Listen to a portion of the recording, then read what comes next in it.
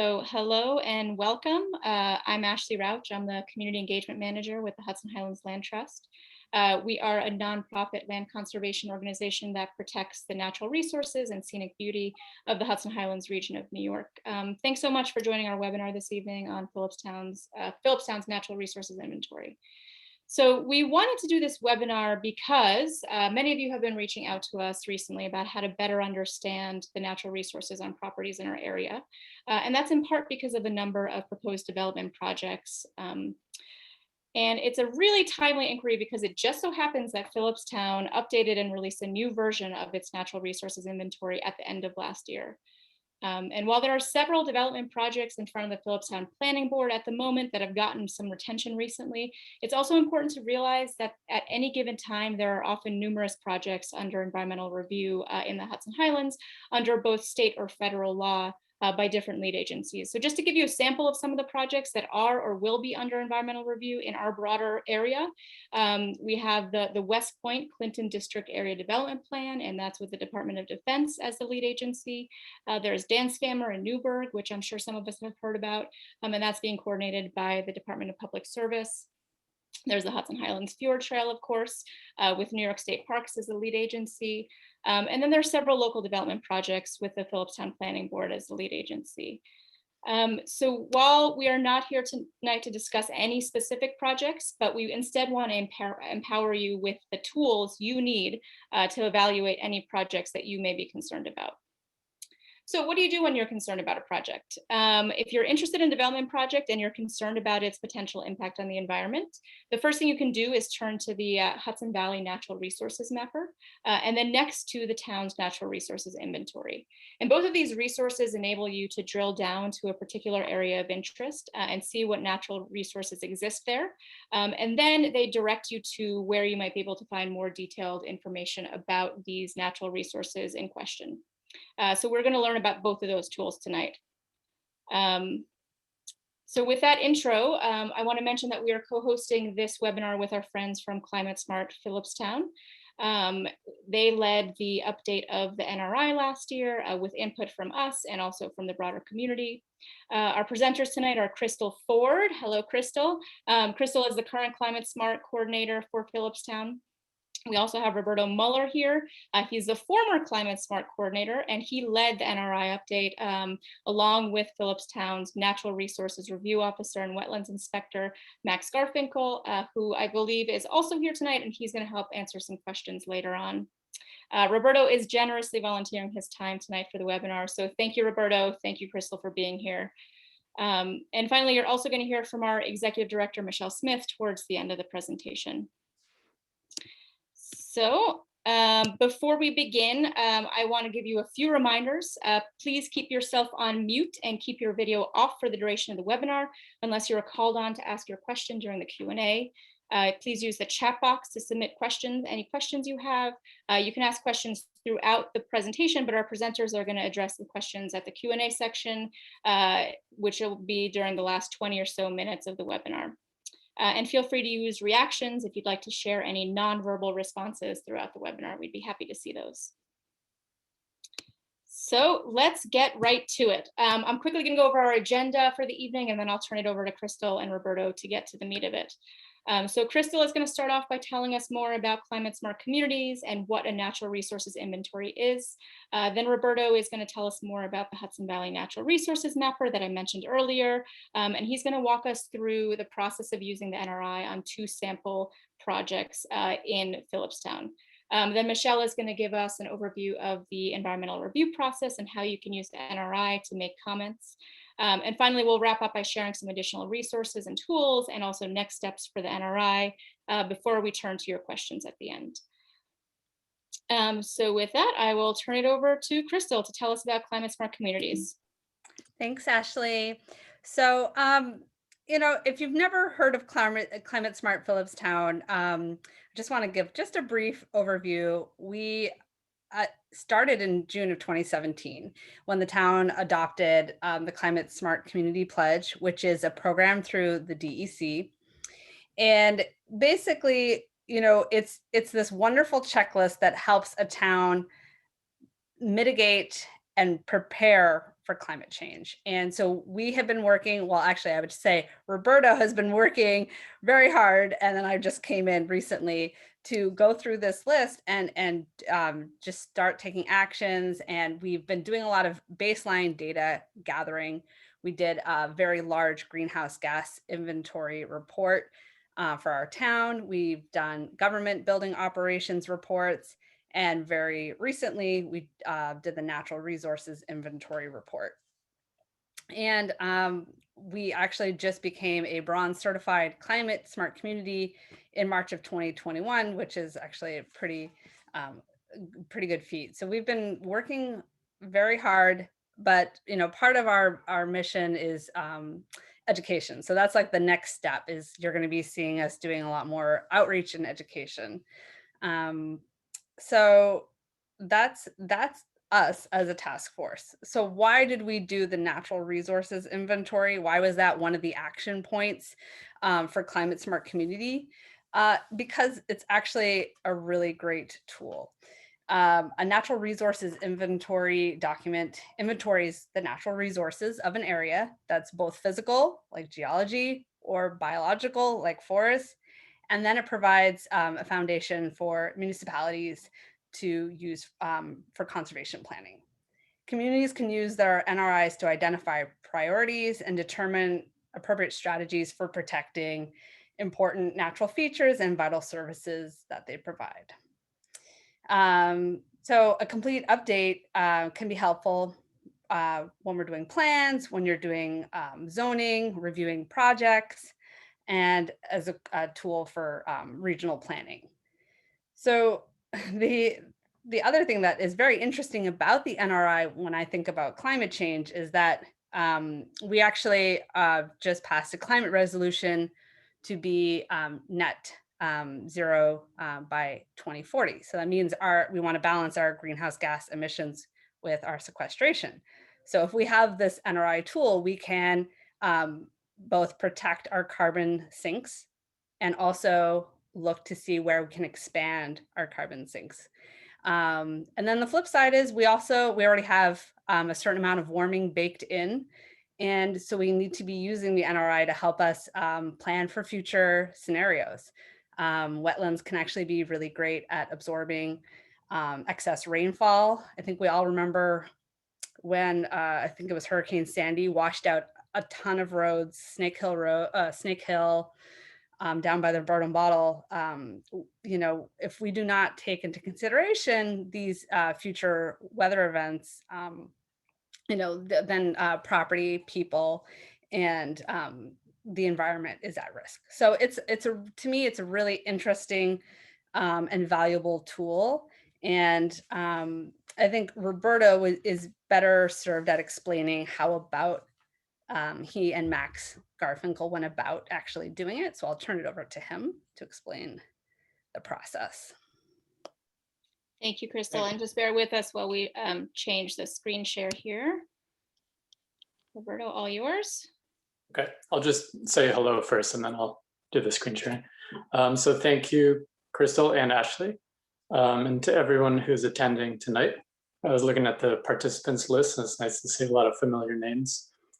So this was a intense but really amazing experience working with Max Garfinkel, staff from the Hudson Highlands Land Trust, the Hudson River Estuary Program, which is run by the New York State DEC, the town board, the Climate Smart Task Force, and many other community members to essentially update a resource that already existed to account for different natural resources in our community. So what I'm going to do is present on the process how this NRI came about, share some information on a really useful tool that the New York State DEC has created that can accompany the NRI, and then give a couple of examples of how you could use the NRI, one focusing on a highly valuable conservation area within Philipstown, and the other focusing on a property that's already developed, but that is adjacent to some valuable natural resources. All right, so I'm going to share my screen.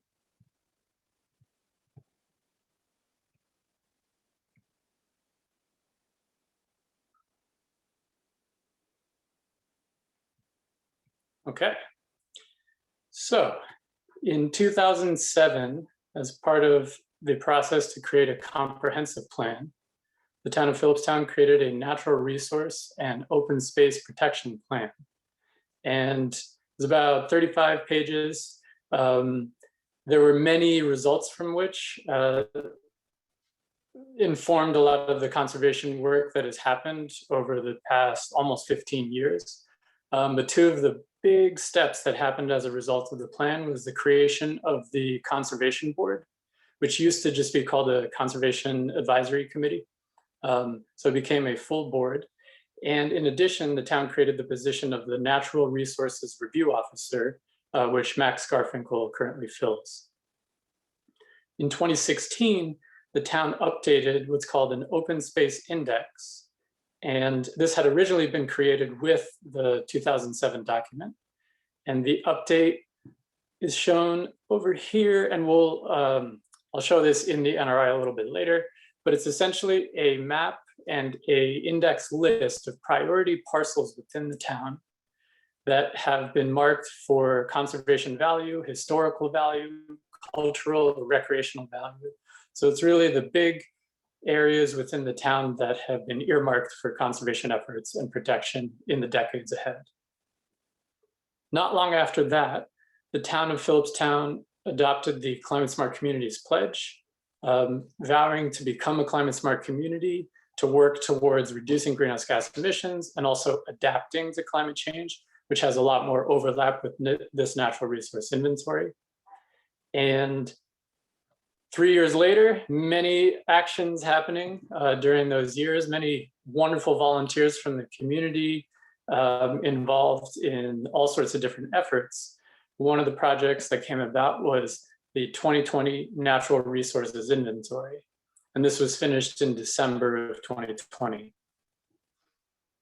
It was a collaboration between the Conservation Board and specifically the Natural Resources Review Officer, Max Garfinkel, the Climate Smart Task Force, and specifically the Climate Smart Communities Coordinator, the position that I filled until Crystal took over recently.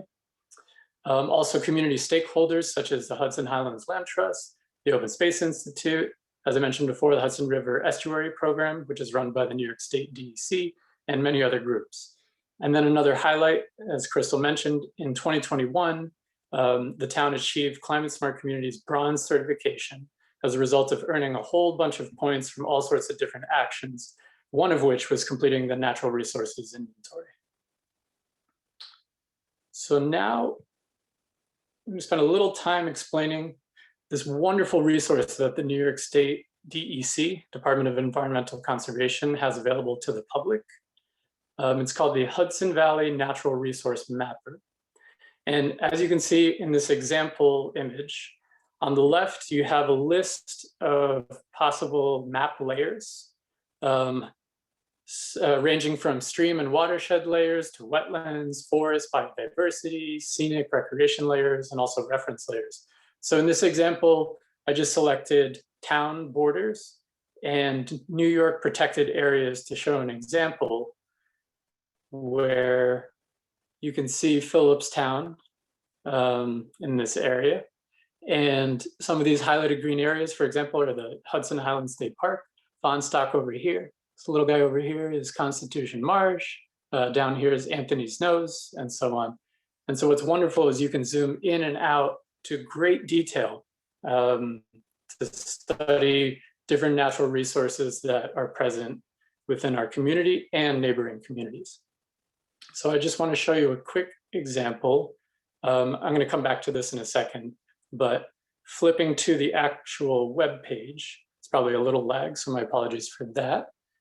So you can see, it can zoom in and out. Sorry, that was unintentional.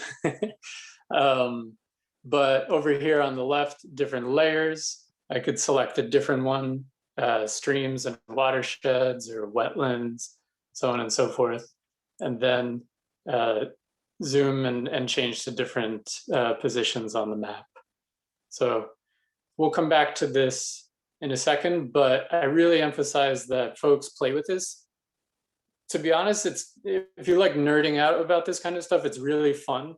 to explore. I've spent countless hours getting lost and distracted from working on the NRI and looking at areas in the Adirondacks or the Catskills and so on and so forth. It's tremendous. And in addition, any resource layer that's listed has a little box with a capital letter I for more information about that layer. And so you can learn a lot just within the tool about the different resources. So before getting into that, I want to go back to this slide. Okay, so the other resource, of course, that accompanies this is the actual natural resource inventory that we completed. So I want to show you where on the town website you can find this.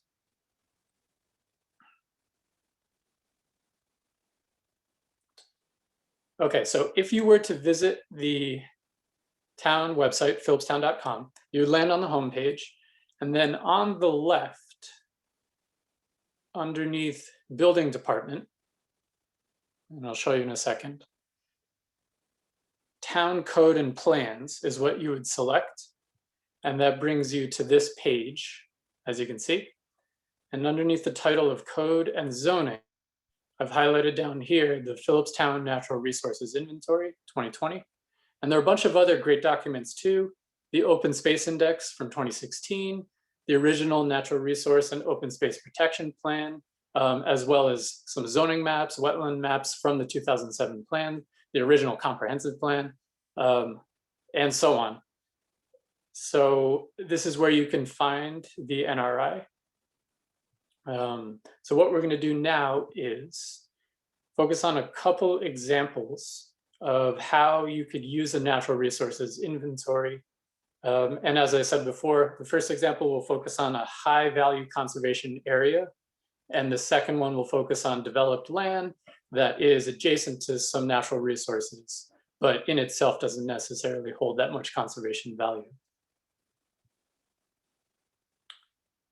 Okay, so the first example we're looking at is Constitution Marsh, which I assume everyone is familiar with due to its tremendous ecological importance, both locally, regionally, nationally, and globally.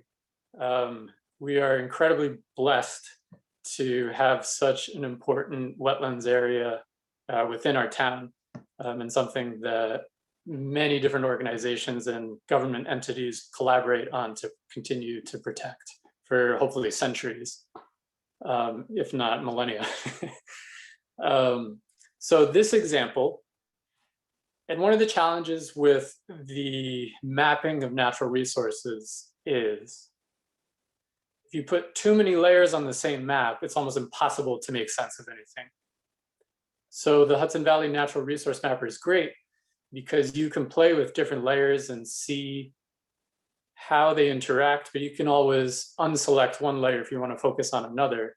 Whereas for our actual NRI report, to print it up and have as a PDF, we had to create individual maps. So we had to kind of pick and choose which layers would be on the same map. And we had 40 different maps in order to cover all of these different resources without making any individual map too cumbersome to understand. On the flip side, the Hudson Valley Natural Resource Mapper and an online mapping tool that the town is developing, which Max Garfinkel will mention towards the end, allow you to have more control over which layers you're looking at. So in this example, I just selected a layer for tidal wetlands for Constitution Marsh. And you can see even in this example, there's so much going on. So what I want to do now is go into the Hudson Valley Natural Resource Mapper tool and show you a little bit about looking at this area within the town. And I apologize again for the lag. So first of all, with this layer selected, can zoom, this mouse pad is really sensitive. You can zoom in to look at different details within the map. And over here, you can then compare to, for example, lower intertidal mix. Okay, so we can see kind of this bright blue is one area. Phragmites australis, some of these orange spots here. And so let's say we wanted to learn more about this layer. We would click on this information box. It opens up a new window. And here it says tidal wetlands. Tidal wetlands along the Hudson River are subject to periodic flooding by tides. They're classified by the amount of water covering the area at high and low tides and the type of vegetation. They provide vital habitat for plants, young fish, shellfish species, and sources of nutrients for the estuary food web. They also offer important nesting sites and migration stops for many birds, and so on and so forth. And what's great is each information blurb also has a link to more information, basically the data source where the info came from or additional info, as well as a link to where the GIS, Geographic Information Systems, data came from. So just within this tool, you can really track down a lot of the resources if you feel like taking a deeper dive. And it also tells you the last time that this data was updated. So in this case, it was from 2011. So going back to the map. Okay, let's say we wanted to unselect this and wanted to check out a different kind of layer. For example, documented submerged aquatic vegetation. So you can see how a new layer pops up. And let's say we wanted to overlap it with the tidal wetlands. And well, it's pretty hard to interpret, although there's still some information perhaps that you could glean from that. Another example is, let's say we wanted to see some of the streams that were flowing into the Constitution Marsh. We could click, for example, this priority water body list. It's essentially a ranking of various streams that have been assessed. It also has been used for other water bodies, lakes and reservoirs, for example, as you can see here. But in this case, I'm just going to zoom out a tiny bit. So we can see here the Phillips Brook. Oh no, sorry, that's the Indian Brook. It's black, so it means it's unassessed, hasn't yet been assessed by the program. Going up here, we can see Foundry Brook is dark blue, so no known impact. So they've looked at it, and essentially in that most recent study, doesn't seem to have any negative impacts, or at least significant negative impacts. And then down here, we can see the Phillips Brook in orange, so it has some minor impacts. And more information can be found in the NRI and also through some of these links. So the next thing I want to do is show you, if we go back to this tidal wetlands layer. Let's say you looked at this resource and now you want to know, okay, so how does it apply to Philipstown? You know, they have information generally speaking, but I want more local information. So we would go to our natural resource inventory. And this is a cover page. And on the next page starts the table of contents. I'm going to skip down until I get to, oh, here we go. So in chapter 3, water resources, you can see right here, wetlands. So it says chapter 3, page 6. So you would go down to that page. I've created a different window just so we can skip to it instead of browsing all the way down. So wetlands. In each chapter, there will be a description, pretty general. And then sometimes there are more details about the various layers that are within the map within the NRI. So it includes hydric soils, also tidal, freshwater, and freshwater emergent, freshwater forested or shrub wetlands. And then continuing on, it will have a section on the findings, which is more the discussion of what impact it has or how is it relevant to Philipstown, what is locally happening. Here you can see in the report, we often reference an additional resource. We say, using the Hudson Valley Natural Resource Mapper as a complementary source of information, you can see that the town has a large number of Class 1 wetlands, which are considered very high priority and quality wetlands, including Constitution Marsh, for example. And then we list other ones, the wetlands located in the Hubbard Estate section of Clarence Fonsstock State Park, or the long stretch of wetlands that run along Canopus Creek from Putnam Valley into Continental Village. So that's where we analyze it more locally. And then finally, at the end, we have suggestions for further study, which could be looking at more data, but it could also involve doing a local data collection project. One of which we mention is vernal pools, which appear usually in spring and then often kind of vanish in the summertime when it dries up, are incredibly important for various species. And so there's a suggestion that further study to try to map local vernal pools within Philipstown, especially in areas that aren't already protected, would be a good use of energy.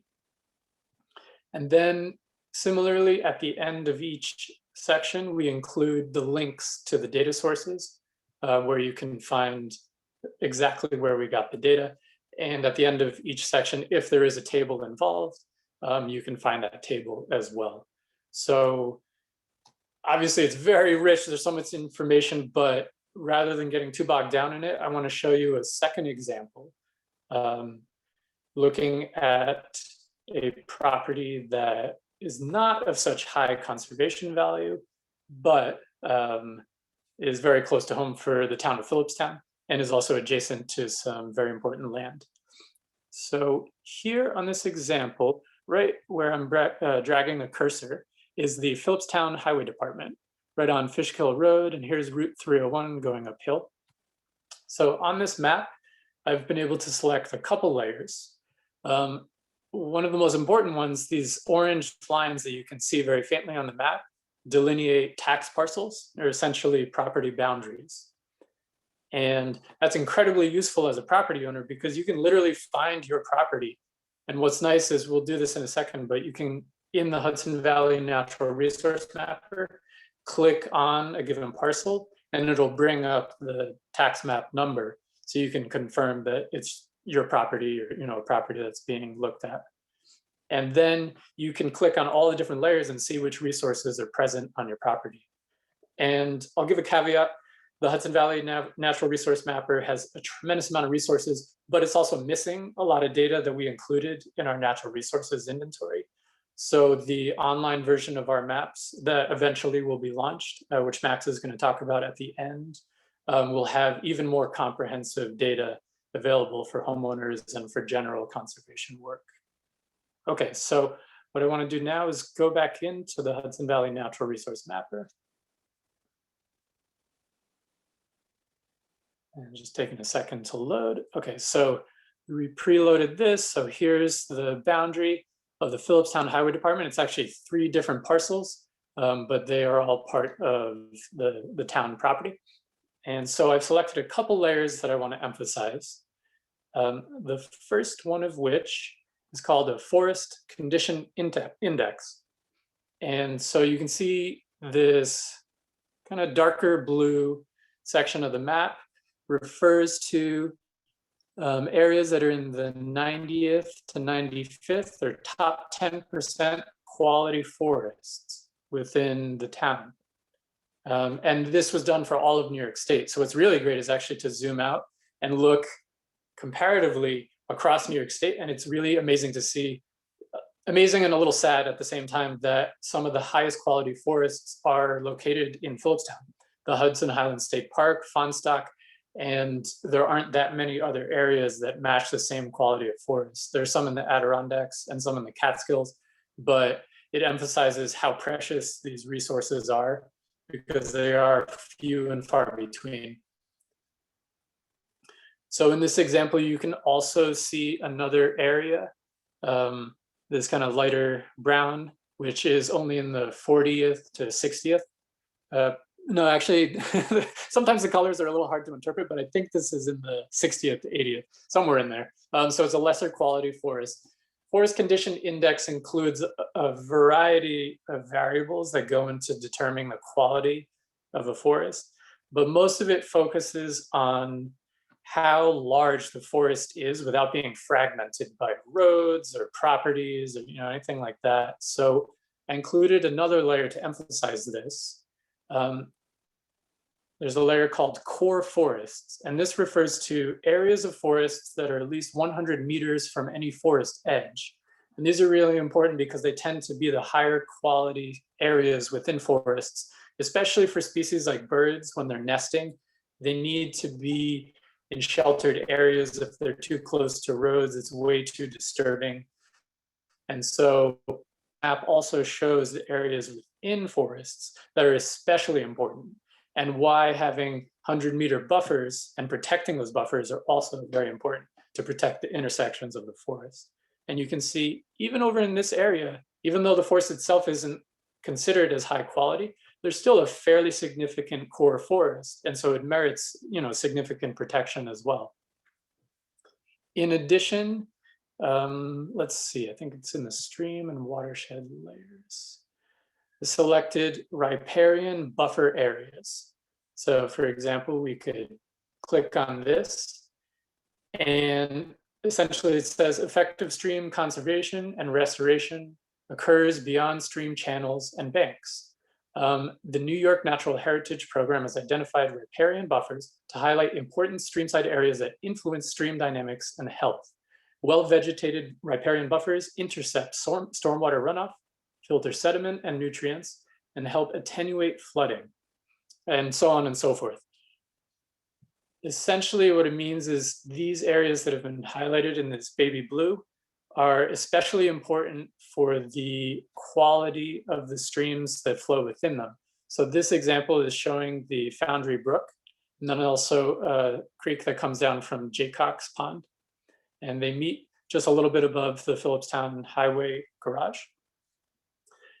And so what I want to highlight in this example is on this property, even though there aren't too many natural resources, and anyone who's driven by the Philipstown Highway Department understands that most of it's paved, there's a highway garage, there's a salt shed, there's a bunch of trucks stored there.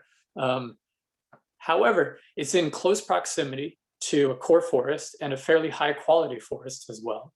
It's uphill from a stream, which in this case, as we noted in the previous map, it's a stream of no known impact, luckily, which I'll get back to in a second. This is Foundry Brook. It's generally a high quality stream.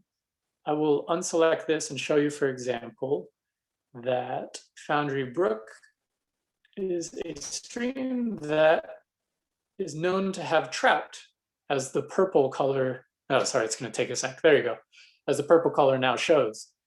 So it has the capacity to provide sufficient habitat for trout, and trout have been known to, or have been sighted occasionally on this stream. So the proximity of the highway department to this stream means that protection of this resource depends on activities that are happening upstream and uphill. The town has a big salt shed. So what it does to take precautions to make sure that the road salt doesn't leak into the stream, it has a big salt shed that contains and protects the salt from weather. And they make sure that all of the resources there at the highway department are being tested, that there aren't any leaks, and that there are no negative impacts downhill from the highway department. So this example highlights how even though a certain parcel may not be rich in itself of natural resources, its proximity to other resources means that it's still very important to look at, for example, the maps in the NRI, to look at the Hudson Valley Natural Resource Mapper when considering making changes to a property, a new development, so on and so forth. And this can affect residential development, commercial, town, and so on. And so just quickly wanted to show you before I wrap up, if we wanted to find more information, for example, about forest condition index, we would go to the town NRI, and we would go down to chapter 4, habitats and wildlife. And we can see down here, oh, and I forgot to mention this, the numbers on the left correspond to the map number. So map 26, forest condition index. So it's chapter 4, page 38. And so already have this open over here. Just taking a second for it to load. And you can see we have a description generally talking about what the forest condition index is, the findings. As you can see, Philipstown is blessed with an enormous area of high quality forests, which in this case are considered to be in the top 20% or higher of forests in the Hudson Valley, and so on and so forth. Links, again, we often cite the Hudson Valley Natural Resource Mapper in the various chapters, just to make it real easy when you're in any chapter to find a link to find more information. And similarly, as mentioned before, suggestions for further study, and also the data sources that were used for that project. All right, so that wraps up what I wanted to cover. So I'm going to stop my screen sharing and pass it back to Ashley.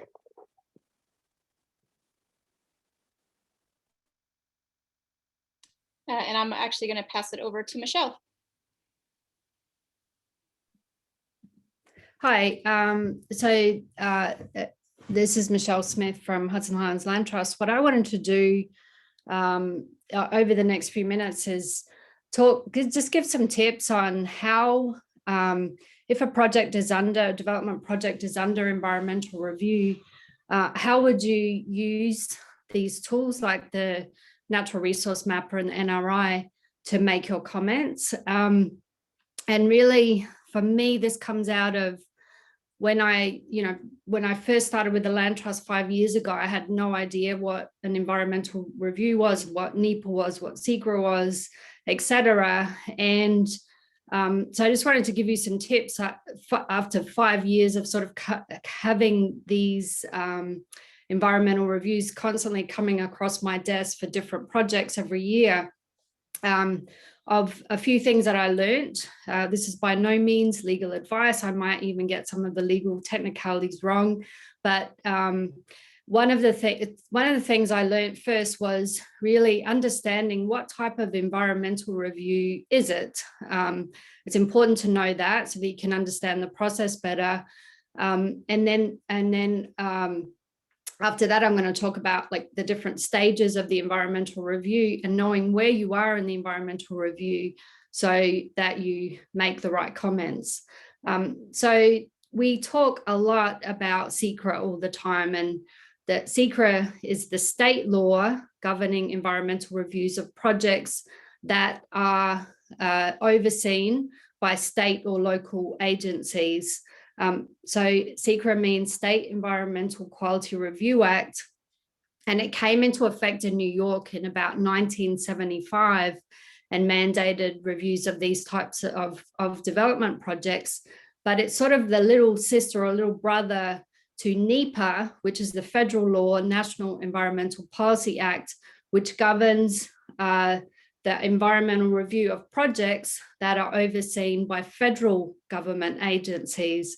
And for those of you who are history buffs on the call, you may very well know that, of course, in the Hudson Highlands, we claim NEPA as kind of our baby because it was the Storm King case and the proposed power plant at Storm King that really kind of ended up, it was a huge influence on the development of NEPA, and that's because a court decided during the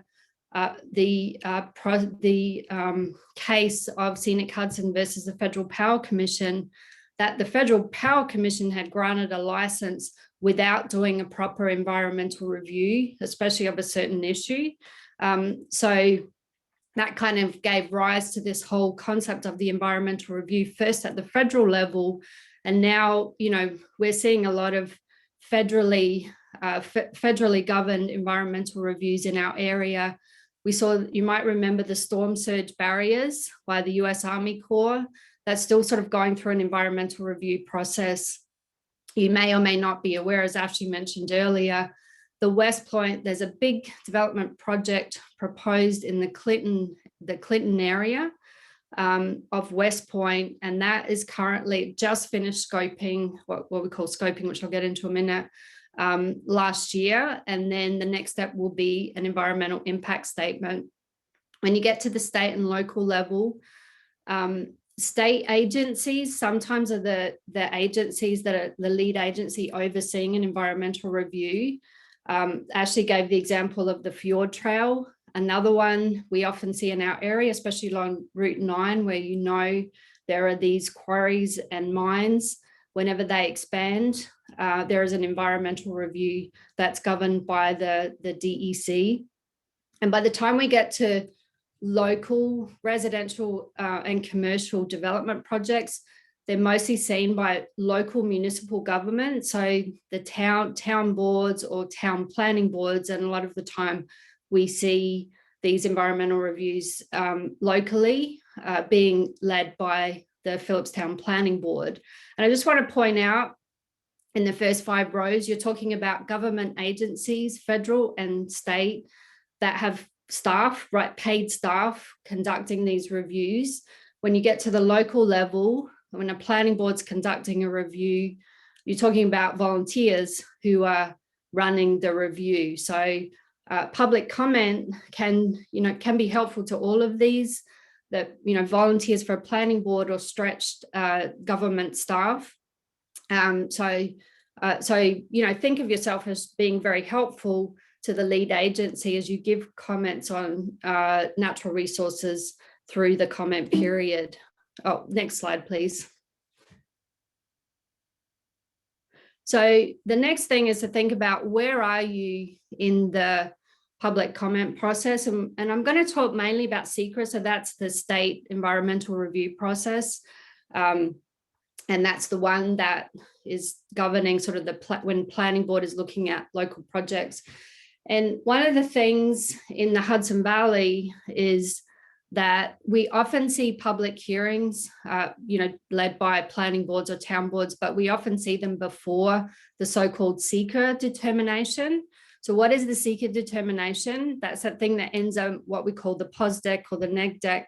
But basically what it is the lead agency is kind of looking at all of the information that's been presented by the applicant. So that's the environmental assessment forms, any studies that have been given, and making determination, are there any significant environmental issues that have not been properly addressed?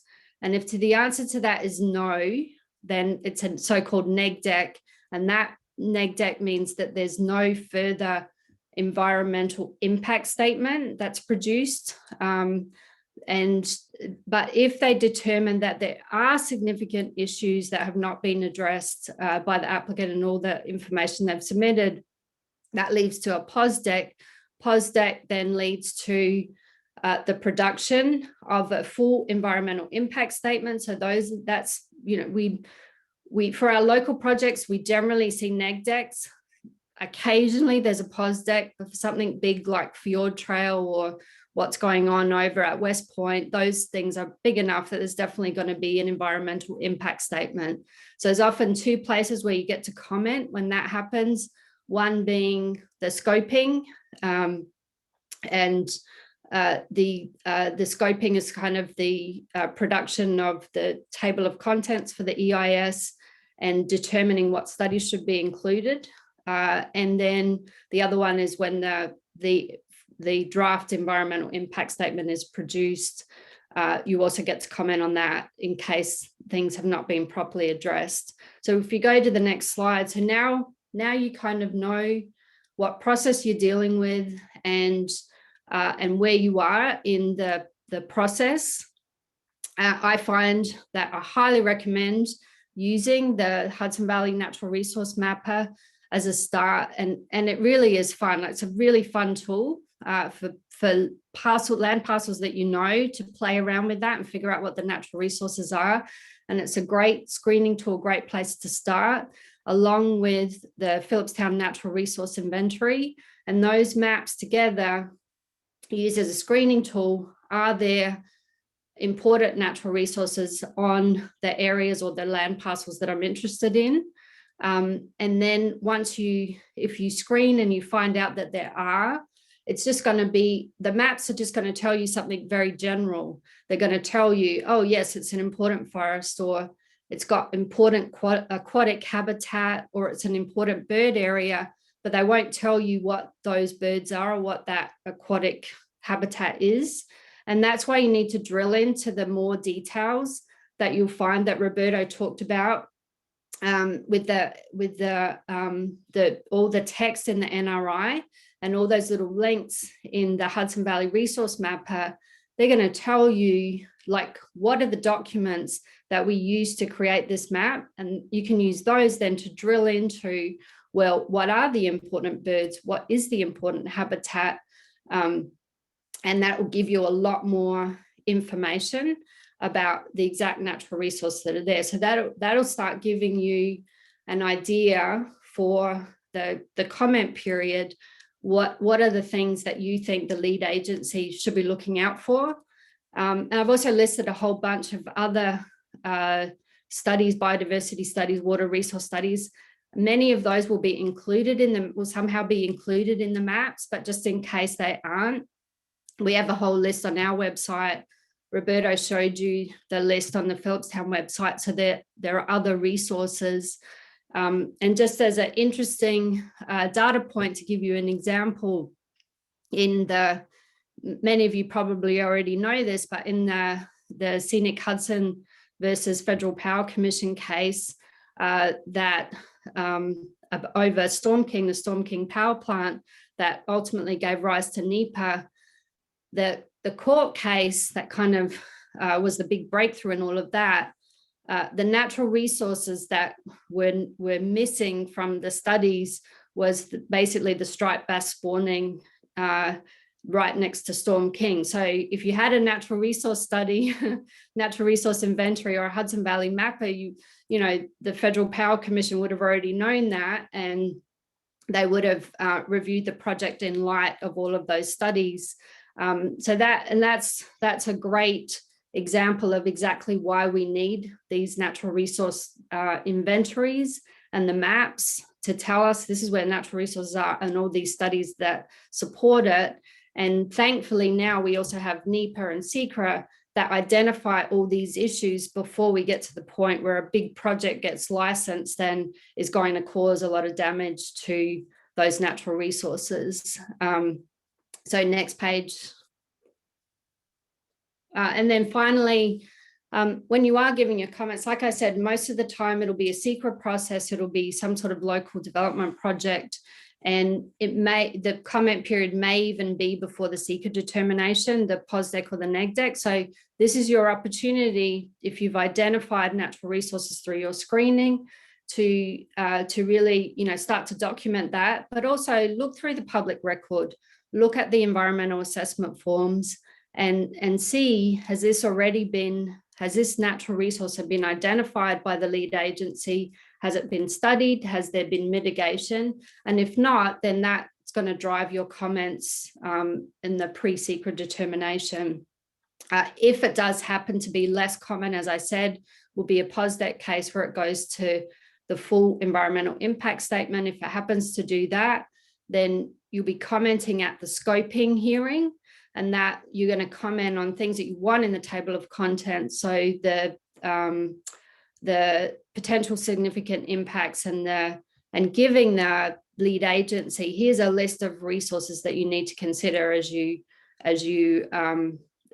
craft the table of contents for the DEIS. And then finally, once you do have the draft environmental impact statement, then always review that to see were your particular natural resource issues, were they covered, were they mitigated appropriately? If not, then that forms the basis of your comments.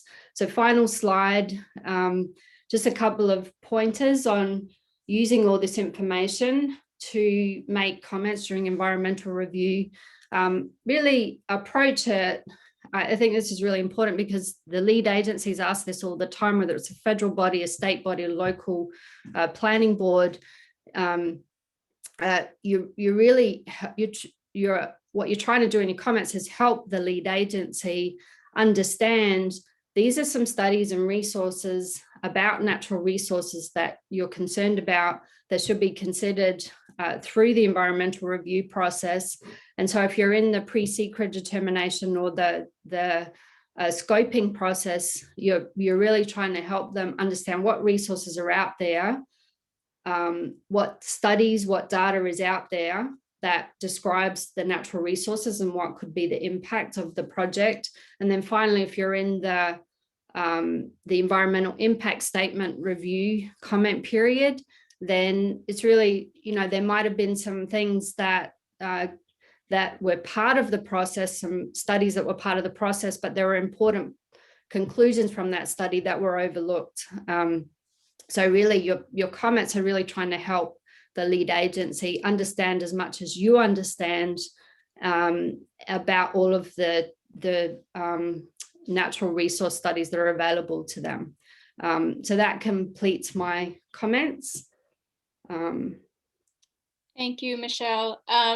So we don't have much time left. I don't want to take too much more time here, but we've thrown a lot of tools and resources and studies at you throughout the presentation, in addition to the NRI. So I wanted to put those all in one place for you. These are all publicly available tools and resources that you can use to deepen your knowledge of our natural resources. So I've listed them all here. They are linked on our website. I'm going to drop the link into the chat, but that website is hhlt.org/NRI webinar resources. And let me put that in the chat right now. And so you can explore those at your leisure. There you go. There's that link. And a lot of these resources are also referenced in the for further study sections of the NRI. And like Roberto said, many of them can be found on the Philipstown website under the Conservation Board section or under the plan section. So I won't get into any specifics on any of these. Instead, I think I will turn it over to Crystal to talk about next steps and what's up for the NRI in the coming months. Hi. So, the next goal would be to have the natural resources inventory adopted into a local law. So that way it's really taken into account when decisions are being made. So that's something that we're hoping in the near future to work towards. And then if Max is available to talk a little bit about the online mapper tool that we're in the process of developing. I think it's really exciting, and I'll let him just briefly describe that.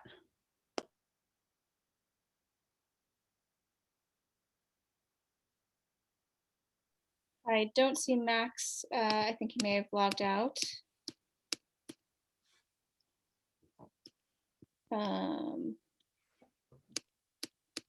Crystal, do you want to just say him on the list? I see him. Are you, Max, are you able to unmute? Let's see. No, I think he's having problems. Do you need to make him a co-host? Okay, he should be unmuted now. Max, are you there? Oh. Can you hear me? Yes, now we can hear you. Okay. Yeah. Other than just building off of what Roberto shared earlier, the Philipstown is going to have an online tool that residents and whoever else is interested in using be available, which will really allow you to drill down into what we used for compiling the maps in the natural resources inventory, and then you'll be able to manipulate them in similar ways to what you can do on the Hudson Valley Natural Resources Mapper. So that's going to be coming probably this summer. So it's really all I have on that. Thanks, Max. And Crystal, did you have any other next steps? That is basically it for now. If we have any other, needs, we'll reach out to the Hudson Highlands Land Trust, but that's it for us. Thank you. So let's turn to your questions now.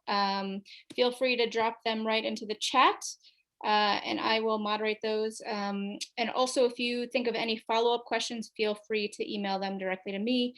It's ashley.rouch@hhlt.org, but I'm sure you all have my email address by now. So feel free to drop those questions in the chat. see, we did have a question about using the resource mapper versus ArcGIS, but I see Roberto addressed that in the chat. Thank you.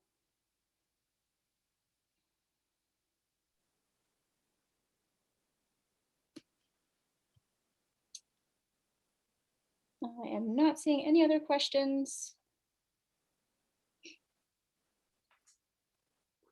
I will reiterate that this webinar is being recorded. We will have a recording available through our YouTube page tomorrow. I will share that link in a follow-up email along with all of these links and resources that we share today. We do have a question from Heidi Wendell. When was the last time the wetlands map was done for the area? And we sometimes hear that areas of wetlands are not currently mapped. That's a great question. And Roberto, you kind of touched on also the whole issue of vernal pools. So could you address that? Sure. So the wetlands data that we used, let me see if I can pull it up on the natural resource mapper just to see the date associated with the layer. There were a variety of different sources too. So state regulated freshwater wetlands, wetland soils, national wetlands inventory. So it was a variety of information, but for example, the state regulated freshwater wetlands looks like the most recent publication year was 2013. And I believe Nate Nardi-Cyrus is on this webinar as well, and he works for the Hudson River Estuary Program and knows much more, so might be able to chime in through the chat. But essentially the data that we use for the maps is most up to date. And then I think the previous maps on the town website were done in 2011. That was the most recent update prior to this natural resources inventory. But there are a lot of gaps because wetlands that are too small to map often get overlooked, and also vernal pools, as Michelle mentioned. So there's definitely room for more local studies on that. Thanks. So I just want to echo Davis had a shout out here to Roberto for the huge amount of work it took to put this NRI together. So congratulations and thank you. Let's see, we have a question here from Susan Coleman. Does the fact that the Hudson Highlands is a unique area rich in natural resources within the context of the whole state, does that have any relevance to how things are evaluated?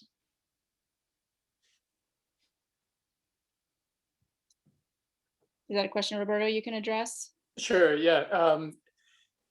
The answer is yes. It makes us more likely to have certain resources mapped because of the abundant acreage of state protected lands. So just protected areas are more likely to have studies on rare species or forests and so on and so forth. So it's, for some communities, I guess, kind of a catch-22. If they don't have protected land, it's that much harder for them to find out what resources are there. For us, it's kind of the opposite. We have an abundance of information, and it's a result of the protection of these large areas. But there are also lots of studies that go into residential or mixed-use areas as well to try to map the impacts. So hopefully that answers that.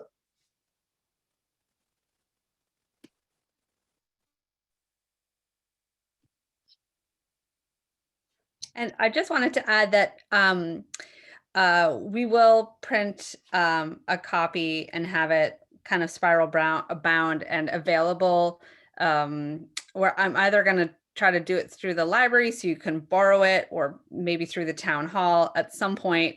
I'll let Ashley know when that's available. So people, if you like to have a hard copy and you want to be able to read through it, it's a nice format to have because it's quite a long report.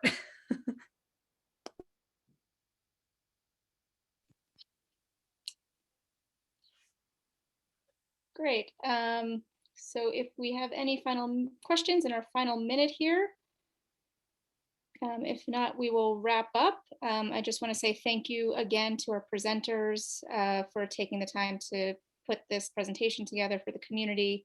Thank you to everyone who attended. And I think this is going to be a really great resource for the Philipstown community. Thank you, Ashley. Yep. Thank you, Michelle. Well, I don't Thank see you, any guys. questions. So I think we'll just Just so say, that you know, Nate did answer the question about the wetlands and said that you did a good job answering that. I think I've lost his answer now. Oh, I found it, if you want me to Yeah. read it.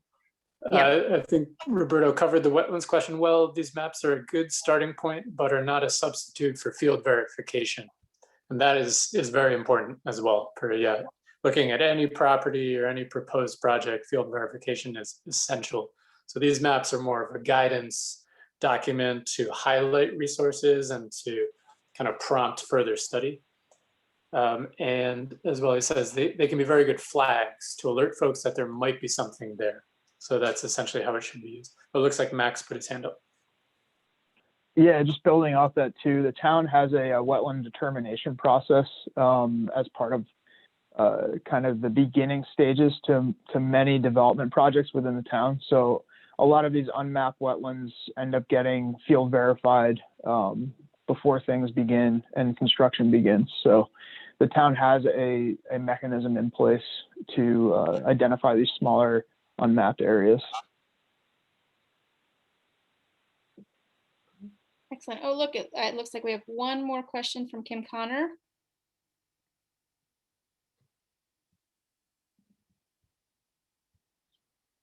Perhaps.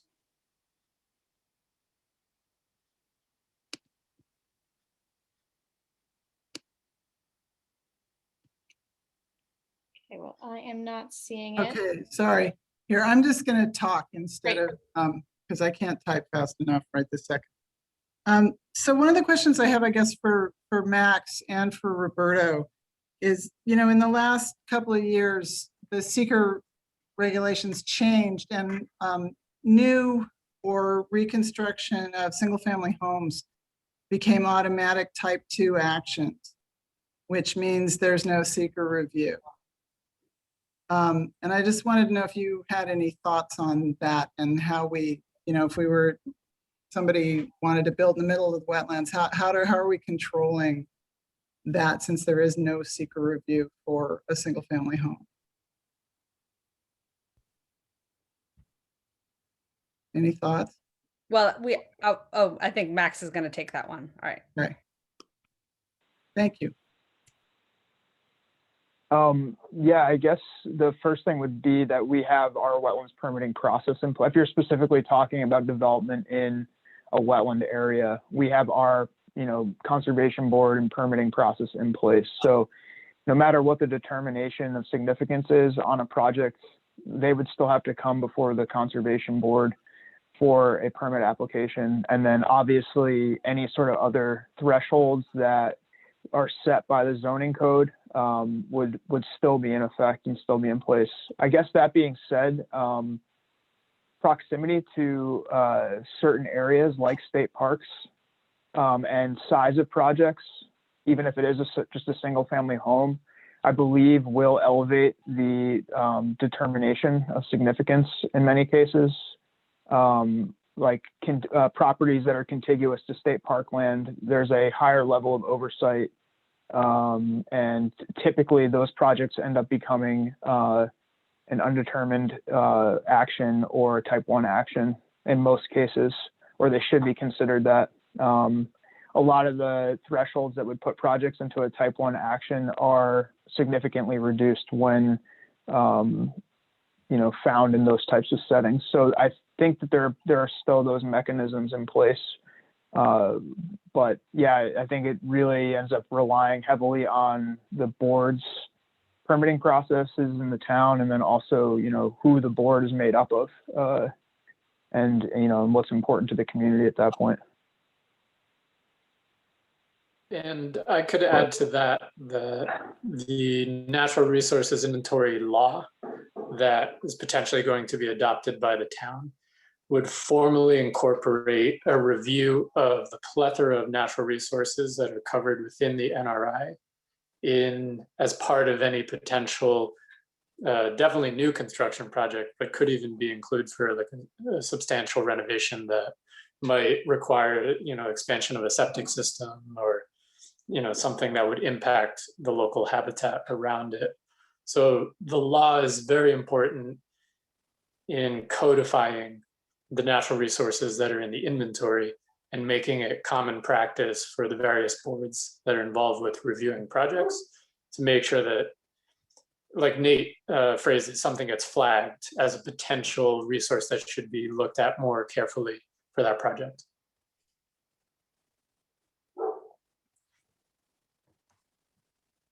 Great. Oh, and then follow-up question. Do you have that, Ashley? Do you think the law will add a lot to the cost for the applicant? That is a good question. I do not know the answer, but it will require more time for sure to review resources. But I think the way of viewing it is all of these resources have value.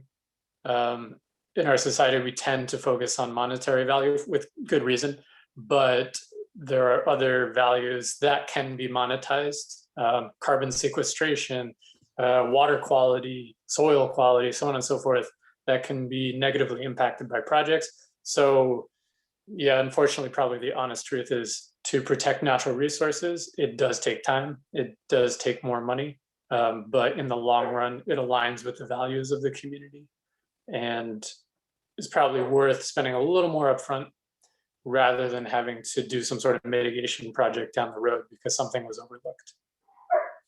Oh, it looks like Nate has a comment too. Yeah. So again, great presentation. It was great listening in. I do want to bring up the city of Poughkeepsie passed a similar natural resources law that I believe is similar to what Philipstown is looking at. And to make that, to make it feasible for applicants, they created a web mapper so that, whatever kind of analysis that they do can easily be done online by anyone who's applying. It doesn't take a big firm to do a big GIS analysis. They can kind of just go through the NRI online. And I'm not sure if that's the kind of mapper that Philipstown is looking into developing. But if that is the case, that was kind of the justification for doing it in Poughkeepsie and to help keep costs down for the applicants. Great, thank you, Nate. And on that note, I think we will wrap up for the night. So thank you again, everyone, for being here and have a really great evening. Take care, everyone. Bye.